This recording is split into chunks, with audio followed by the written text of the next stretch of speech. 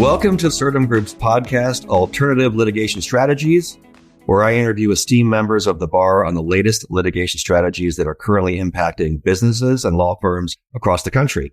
Today, we have a very innovative topic which is being embraced by some companies and law firms, and that is leveraging litigation risk transfer solutions such as litigation funding and claim monetization to turn corporate legal departments from cost centers to profit centers. And we're also going to touch on how large law firms can increase their revenue through contingent fee litigation and claim monetization. I'm your host, Kevin Skrzowski with the litigation consulting firm Certum Group, and I'm pleased to be joined by Vincent Montalto, a litigation partner in the Short Hills, New Jersey office of DLA Piper. Vinny focuses his practice on complex litigation claims involving millions and even billions of dollars. Prior to joining DLA, Vinny was the Assistant General Counsel of Litigation for the Fortune 100 Corporation BASF, where he was responsible for litigation strategy and risk mitigation across 5 North American business units.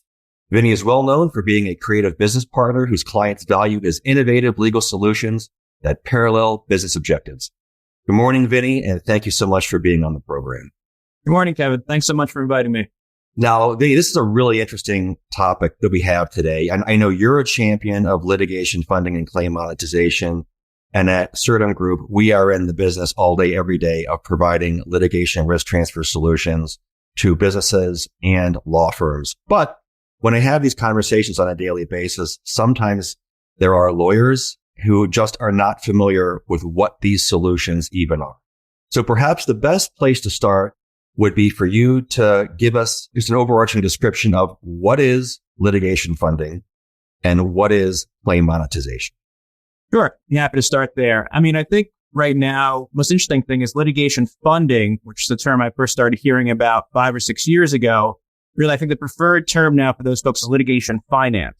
And that's not because funding is a misnomer. It's because the industry has grown to have so many more complex solutions that it's just like any other business entity operating in finance or corporate finance. So you will have the classic funding arrangement where basically a company, a law firm can approach a third-party funder and say, we would like you, funder, to fund the litigation fees, costs, a portion thereof for us. And in return, we'll give you, in most situations, a percentage contingency of the ultimate recovery. That's sort of the very classic funding model that plaintiffs' law firms will use, defense law firms, corporations, etc. And then you have all different types of, as you were saying, monetization. So what's monetization? It's simply taking something which is not money and turning it into money, right? It's taking a claim which maybe you don't want to bring for any number of reasons, resources, time, funding, and perhaps selling it to another entity, perhaps in exchange for cash up front. Perhaps it's a judgment which you have, and instead of waiting till the appellate process is over, you take some money for that. And there's also such thing as patent monetization, whether it's patents you're using or not using. There's a lot of folks out there who would like to buy patents, whether they're dormant or not, and sell them off to folks who can operate on them. And again, it's money in the door. So there's all different ways that folks can use these litigation finance entities and strategists and consultants like Certum Group to create these sort of monetary solutions.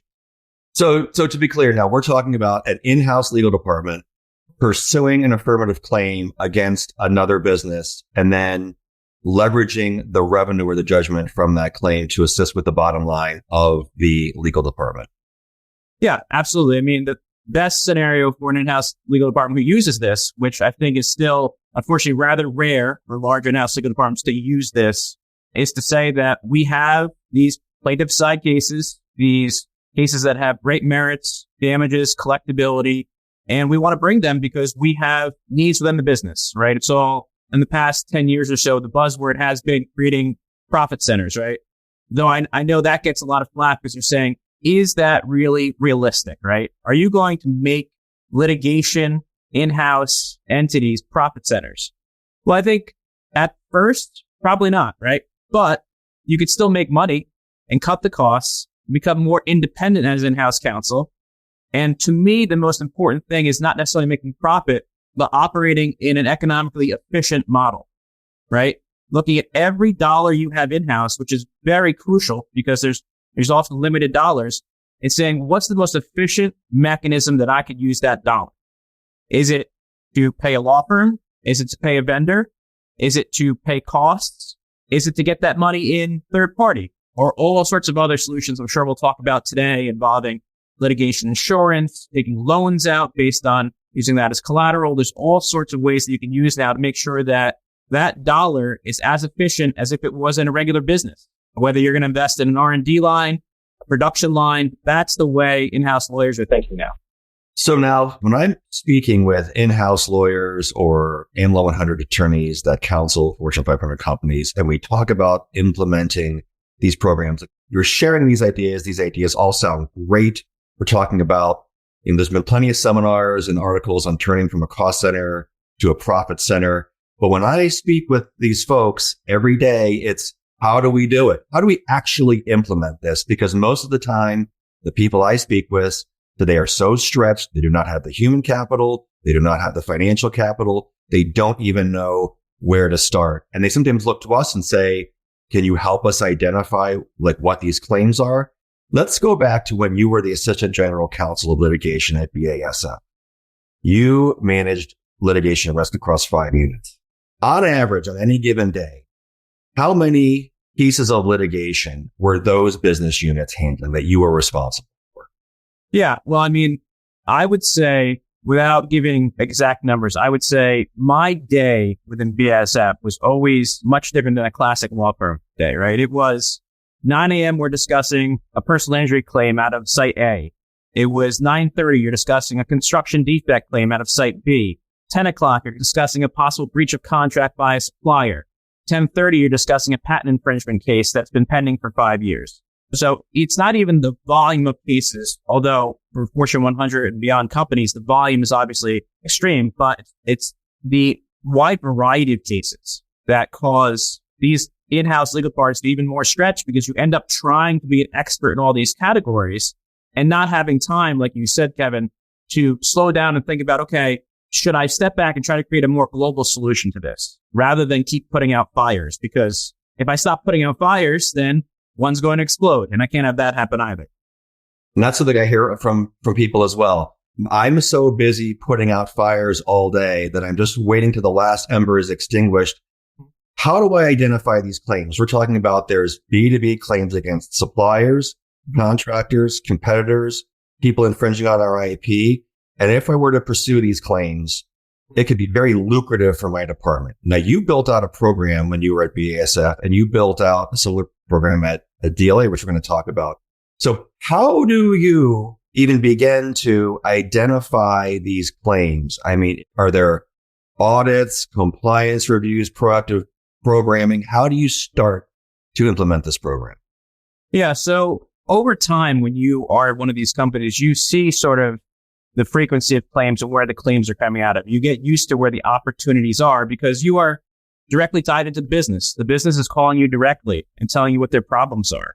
And the most important thing too is that you get to understand what the business goals are and the business needs, right? Because you just can't operate in a legal silo. The legal department can no longer sit in their corner and just be lawyers when you're in-house. You have to be an extension of the business. And so when you're evaluating these plaintiff side claims, you can't just say, yes, we're going to win. Yes, we're going to lose. And it's worth this much money. You have to say, okay, what is the competitive landscape for this business, right? What's the supply chain for this business? Am I going to affect one of those things in such a negative way where the downside is much higher than the ultimate upside recovery? So when we built the program at BASF, there were several mechanisms in place to make sure that all the commercial concerns would be vetted, all the economics would be vetted, along with the legal, before it ever got moved forward. Because the ultimate goal, obviously, is the company to be full to function and to make profit. And it's not just to win legal cases. Right. I think when you and I spoke before, you said the thing is that the business of doing business, not suing other companies. Correct. That was very well said. So basically, you're taking into consideration the totality of all of the business circumstances, the commercial aspect, the economic aspect, the legal aspect. And in addition to just being a litigation manager, as in-house counsel, you need to establish yourself as being a trusted business advisor across all of the business units. And I'm assuming a key component of that would be getting the support of the CFO's office. Yeah, absolutely. And folks at BSF should be complimented that whenever I or others approached with ideas, at least my experience was there was never an instant no. It was come back and show us how it will work. And that goes all the way up to the CFO and the C-suite. And that open mentality is what allows a company to adapt to changing economic times, changing legal times, things like that. So yes, you have to go and prove yourself with a real concept, a pilot, a proof of concept to these C-suites. And you have to talk their language, meaning you have to at least have a rudimentary understanding of the economics of your company. You have to be able to read a balance sheet. The whole joke of lawyers are bad at math, right? So don't give me math. Okay, well, that's true. When I saw multivariable calculus in college, I sort of gave the white flag. But you have to give that effort because that's where your real value could be. If they could trust you on both sides of the ledger, whether it's commercial litigation, you have such tremendous value. Excellent ideas. So now I'm imagining there still can be a lot of pushback and there can be other challenges you face internally when you're trying to build that coalition of support. So what are some of those challenges? How do you become them? How do you become the trusted business advisor internally to prove that you can operate on both sides of the balance sheet? What advice can you give to in-house lawyers who want to pursue a program like this, but are having those internal challenges? Yeah. So, I mean, if you're talking about particularly a program where you want to vet all different litigation finance solutions, rather than the classic model of case comes in the door, assign it to John Smith and Jane Smith law firm, you have to create, first of all, a culture around your ideas, which will allow you to speak to them, right? It's not just a stigma. Like years ago, litigation, funding, finance, whatever you want to talk about it, there was a hands-off stigma. It was, this is something used for complex commercial plaintiff side cases, which corporations didn't want to have anything to do with. The stigma is a little bit off now in that I think there are corporations which are approaching this and looking at it as an economic vehicle, which it should be looked at as. So then you have to say, okay, what are the board structures? What are the bylaws of my company? Who needs to vet this? And like I did, I had to write a charter for this committee in North America, complete with a vetoing mechanism, a review committee, everything like that. Put the corporate governance in place so that it's automated and let it be vetted by the C-suite. Compare it to other committees that you have within that organization or whatever structure you have in the organization. Like I said, my whole thesis is that the legal department really doesn't need to function that much differently from another business unit. I mean, it is in the business of litigating and doing transactions, but those are its widgets, just like another business unit has its own widgets. I think that's fantastic advice. I love how you wrote the entire charter top to bottom with the review committee and the veto power to be vetted and approved by the C-suite. You basically built out that entire program. I think that's excellent step-by-step advice for other in-house lawyers who are looking to build something like this out. Because these opportunities, if they fall through the cracks, I mean, these are very lucrative and they could have a substantial impact on a company's bottom line, but they often go unnoticed. And a lot of times you have in-house lawyers who are trying to increase budget. And I have heads of litigation at companies tell me all the time, but don't make me go back to the CFO's office and ask for any more money. You're sitting there, and if you want a budget increase, you're like begging the board for 1, 2, 3 years. Meanwhile, you have these opportunities that are right here that could be leveraged. So again, great step-by-step advice on how to build a program.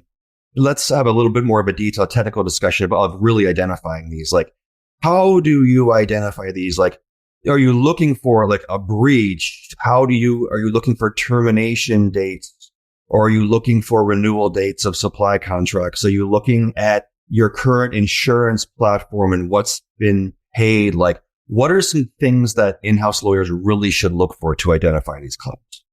Yeah, very, very good question. I mean, when I was in-house as a litigator, the first thing you do when you get a claim in the door, right? Usually you're on the defendant side, is look to all the relevant contracts and look to all the relevant insurance policies. Because you need to know, one, can you tender this to another corporation under some corporate tree of transactions or indemnification clauses, or can I tender it to an insurance company, which may cover part of my claims? So off of that, automatically, you know, the contracts are so vital and monitoring contracts are so vital to a corporation. yes, there were several times when I had the idea or concept of plaintiff side work just because a clear breach came in the door. It was like, big piece of equipment X stopped working, right? And now we can't make the stuff that we need to make. So clearly you look at the contract there and you see services, you see the equipment and try to structure it.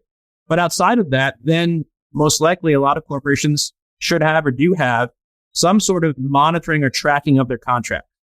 It is amazing how many thousands and thousands of contracts major corporations have operating all in unison, all at once, with triggers to so many different things within them. Date triggers, volume triggers, pricing triggers. The more you can automate that and have a bell go off when something is awry, you're going to know ahead of time when there's something that comes up. And not only are you going to know then whether you have a plaintiff side case or not, but you're going to know when to start the conversation with that other entity, right? Because you don't always want to just look for a lawsuit. You want to look to how can I leverage this breach the best, like I said, the most efficient business outcome. And sometimes that's just calling up XYZ Corp and saying, listen, you said you'd have 2 tons of this product. I see we only have 1.8 in the door this month. What are you going to do about it? It's that sort of thing. So the more you can have a solution to track that, the better. I don't think it's necessarily easy or inexpensive, but I think if you have the resources, that's really something that's valuable. Very, very interesting. And again, that's great ideas on what to look for. That automation could certainly help, especially when you're dealing with like thousands of contracts, like a Fortune 100 or Fortune 500 company is. So I think that's great.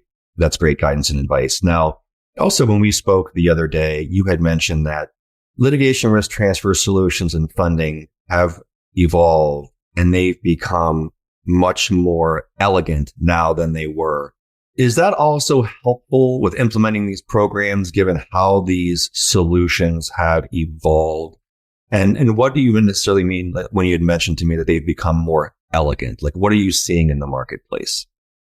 Sure. I'll give our plug for a program at DLA now. So in our affirmative litigation practice group, which we formally launched a little less than a year ago, what we really look for is to tell our clients, we don't just want to represent you in your case. You know, we want to get your work in the door, defense side, plaintiff side in the door. We want to make sure that whatever financial arrangement we have or you have is the best for you. And that can be a whole different slew of things. It could be the classic billable hour model, right? It could be some sort of AFA off the billable hour model, whether it's a fixed fee, a phase-based fixed fee, a flat rate, one of those things. It could also be a success fee, right? Maybe we're going to take, you're talking about some of the risk off you ourselves as a law firm. We'll either take 100% contingency or partial, but it also may be looking to the markets for the capital to fund your case. It may be looking to third-party funders. It may also be looking to third-party insurers, litigation insurance policies, which is, I think, a pretty new concept, probably 3 or 4 years old in the US and some years older over in the UK and otherwise, is a real evolving sort of solution here that you should also put on the table, whether it's an upfront policy on contingent risk, whether it's a judgment preservation policy in the back end. You get a judgment and you want to make sure that you have money that's not going to be overturned on appeal. And so what we like to do is saying all these tools are in our toolbox on the table. Let's create the best solution for you. And it may be one or a mixture of all these solutions. And 10, 15 years ago, that really wasn't possible. It was, you're going to sign up. Here's our rates. Maybe here's your discount for being a frequent flyer on our rates and move forward. So I think that's what we're really trying to do here. The industry is helping move that ahead. Yeah, it's definitely a lot of folks think it's a burgeoning industry. I mean, you're aware that some of these have been available going back 10, 15 years. Our company was founded over 10 years ago. And I think some people, we did an in-house litigation risk assessment survey about a year ago. I had a couple hundred respondents, and most of the lawyers said they were familiar with non-recourse litigation funding, a company such as ourselves who would lend money and then get a recovery or a percentage on the back end to cover the costs of basically handling the litigation. But then to our conversation, then claim monetization developed, where a company can actually assign their rights to a claim, sell it off for cash up front for a boon to their balance sheet. You had mentioned developing a contingent fee practice and claim practice at DLA. Now there's other solutions to support that, such as contingent fee insurance, which guarantees that, your group would recover all or part of their time and expenses, regardless of the outcome. You mentioned judgment preservation insurance. Once you win and you have an award, if it's threatened on appeal, you can procure a policy that guarantees you'll get all part of your judgment for you, for your fees, and for your client. And as you mentioned, all of these very innovative litigation risk transfer solutions can be leveraged as standalone or in combination with one another to accomplish the legal, financial, and business objectives of your firm, of your department, and of the clients that you represent. So it's definitely a fascinating time to be at the center of this evolving industry.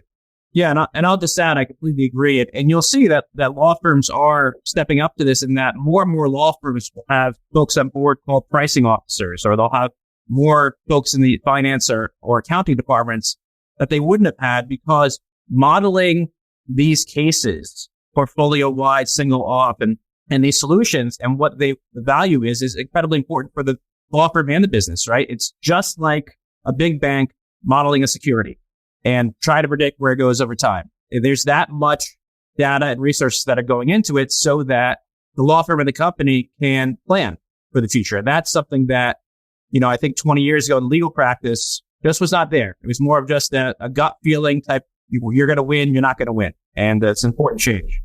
Definitely. I think that, these concepts should no longer be foreign. They should no longer be unicorns for businesses or for large law firms like DLA Piper. So we're about out of time for the day. Let me just ask you to wrap it up. Any final overarching thoughts on leveraging these types of solutions, or, since you're with a large Am Law 100 firm, thoughts on how firms can leverage these solutions to help with their bottom lines? Yeah. Well, I think the most important thing is to keep talking about these topics. All right. Keep making them in the mainstream, make them acceptable talking points for in-house counsel, for law firms, etc. Because when it gets that way, it's going to start the conversation to be more creative. And that's what everyone needs to be in this space, is to think about not what we did in the past and just repeat it, but what's the best move for my clients, right? That's what it's all about. If you are doing plaintiff side work or defense success fee side work, it's balancing the best upside for you and the client, and also making sure that you can bring the litigation when it makes sense and not have the structural impediments or monetary impediments that you otherwise would have. So that's the biggest lesson I'd say, is that force yourself and force the people you work with to be creative and not just accept what's happening in the past. I couldn't agree more. And that's what I advocate and espouse on a daily basis, is make this a regular part of your conversation with your business. Constantly evangelize these solutions. It will pay massive dividends if you're able to get a coalition of support and build and implement these types of programs and leverage these types of solutions. So, Vinny, I want to thank you. This has been a really fascinating conversation. I know you're very busy. I really appreciate you taking the time to be on the program today. Thanks again, Kevin. It was real great talking about this. Now, if anybody would like to contact you to discuss any of the topics we've covered here, what would be the best way to reach you? Sure. You can reach me first by email. It's Vincent.Montalto. That's MON as in Nancy, T as in Thomas, AL, T as in Thomas O at US.dlapiper.com, or by my phone, 973-220-2143. Happy to talk. Great. Thanks again, Vinny. And of course, as always, I'd like to thank the audience for listening. If you'd like to hear other Alternative Litigation Strategies podcasts, you can find us on Apple, Spotify, Stitcher. We're on all the major outlets where you listen to your favorite podcast. If you'd like to listen to a recording of today's program, or would like to learn about any of the litigation risk transfer solutions that Certum Group provides, including litigation insurance products, claim monetization, or non-recourse funding, you can always reach out to me directly at kevins@certumgroup.com. And you can always visit our website for more information at www.certumgroup.com. Thank you so much for listening. Thanks again.